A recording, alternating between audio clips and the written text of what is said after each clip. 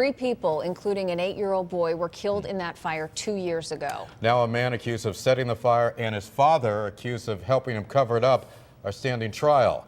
News 8's Allie Reed live outside of the federal courthouse in New Haven with more on some very emotional moments in the courtroom earlier today. Allie.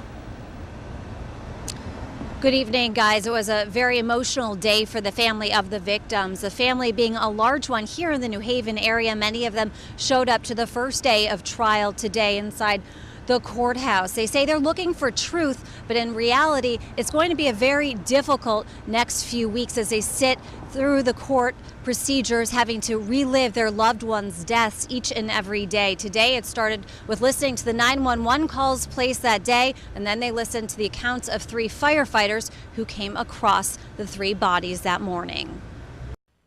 42-year-old Wanda Roberson, her 8-year-old son Quayshawn, and her 21-year-old niece Jaquita were killed in the early morning fire on March 9, 2011. They died in their 3rd-floor apartment at a multifamily house in Fairhaven. Fire investigators say the fire was intentionally set. 26-year-old Hector Natal and his 50-year-old father Hector Morales are now on trial on charges related to arson. We talked to Loretta Parker, the aunt and great-aunt of the victims. We just want to see justice, and we want to see the truth come out and get to the bottom of this. Nothing is going to give us closure right now because you can't bring my family back. That's all I have to say right now. Today, jurors heard recordings of the many 911 calls from that morning. Family members, visibly upset, held one another as they listened to the screams for help.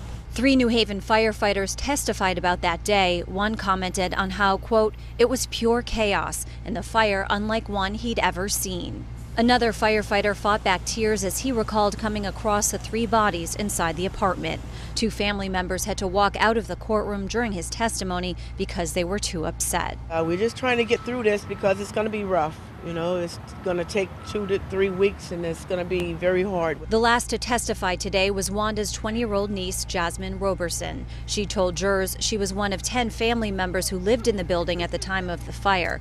She threw her then 1-year-old son to safety. She and many others were able to escape the fire thanks to Wanda, who woke them all up to alert them to the fire.